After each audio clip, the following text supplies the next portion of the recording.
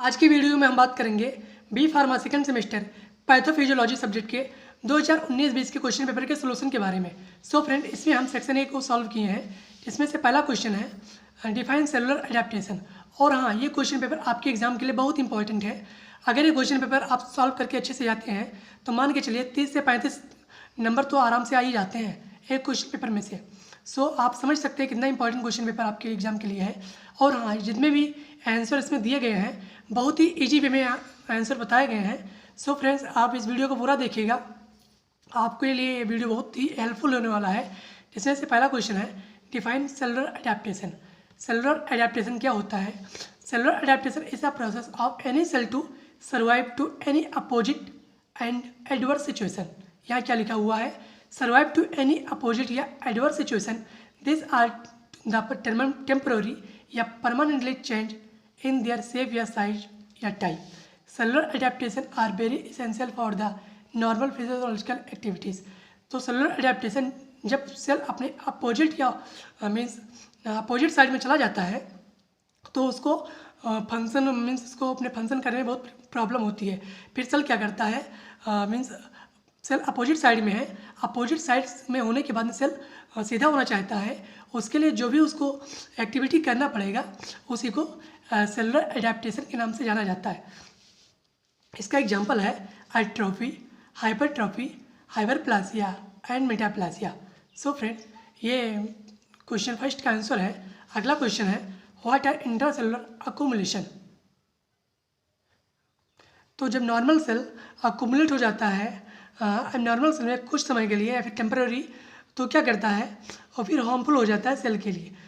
Harmful होने के बाद में इंजरी कॉज कर देता है सेल के अंदर। इसी को इंट्रासेलुलर अक्यूमुलेशन के नाम से जाना जाता है। Intracellular accumulation the normal cell accumulate होता है इसमें अब normal amount of substance either for temporary या permanently which may be harmful to the cell may cause injury. अगला क्वेश्चन है describe myocardiac infection in brief. इसमें मायोकार्डियक इन्फेक्शन को describe करना है। Myocardiac infection is known as EMI या heart attack. जो myocardiac infection होता है उसको EMI के नाम से या फिर हार्ट अटैक के नाम से जाना जाता है।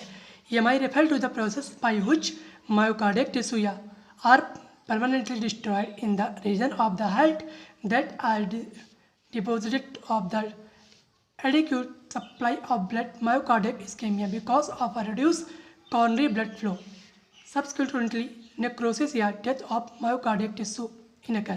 तो हम समझ सकते हैं मायोकार्डियक इन्फेक्शन क्या होता है। जब भी मायोकार्डियक टिश्यू के पास या फिर सेल के पास प्रॉपरली ब्लड सप्लाई नहीं हो पाता, जिसकी वजह से मायोकार्डियक टिश्यू या सेल को अच्छी तरह से ऑक्सीजन नहीं मिल पाता, जिसकी वजह से वो डेथ हो जाते हैं। इसी को मायोकार्डियक इन्फेक्शन के नाम से जाना जाता है। किसकी वजह से होता है? Myocardiac ischaemia. जब मायोकार्डियक इस्कीमिया होगा because of reduce coronary blood flow,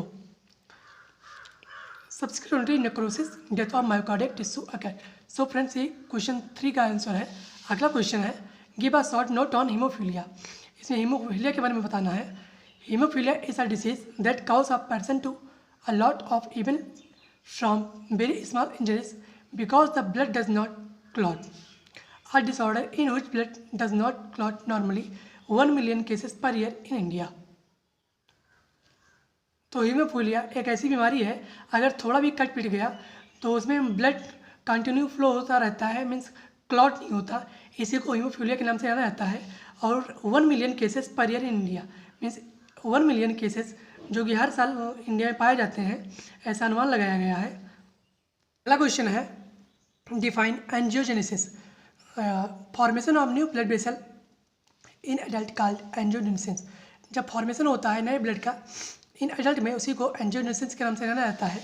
occur by 2 ways sprouting from pre existing blood vessels and दूसरा है recruitment of EPC from bone marrow. अगला क्वेश्चन है write a note on role of interleukins in inflammation process. Interleukins are a group of cytokines are expressed and secreted by WBC white blood cell as well as some other cell. The human genome encodes more than 15 interleukins and related protein the first interleukins were identified in 1970.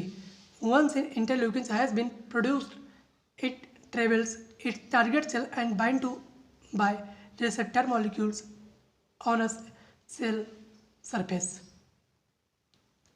तो interleukins जो कि बहुत सारे cytokinins के group को interleukins के नाम से जाना जाता है, जो कि सिक्रेट होता है WBC से, वाइट ब्लड सेल्स या फिर as well as other cell से भी ये सिक्रेट हो सकता है इंटरल्यूकिन्स, जो कि 1970 में सबसे पहले इसको आइडेंटिफाई किया गया।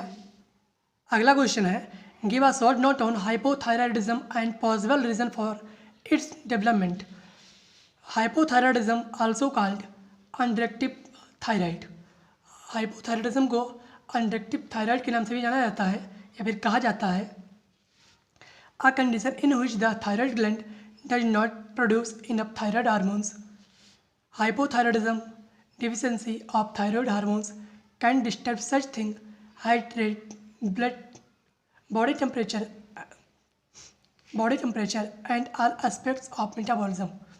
Hypothyroidism का मतलब आप समझ सकते हैं, hypo means come and thyroidism means thyroid means जब थायराइड ग्लैंड थायराइड हार्मोन्स को कम सिक्रेट करती है, उसी को हाइपोथायराइडिज्म के नाम से जाना जाता है। A condition in which thyroid gland does not produce enough thyroid hormones means जब thyroid gland thyroid hormones produce नहीं करता है, उसी को हाइपोथायराइडिज्म के नाम से जाना जाता है।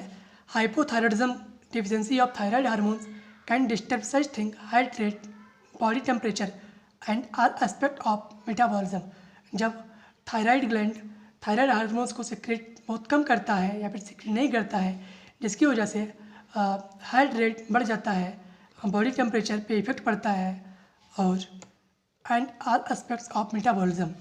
इसका कुछ साइन और सिम्टम यहाँ दिया गया है। इसकी वजह से fatigue, dry skin, weight gain की प्रॉब्लम, मस्कल वीकनेस और कॉन्स्टिपेशन की प्रॉब्लम देखने को मिल सकती है। और अगला क्वेश्चन है ट्यूबरकुलोसिस।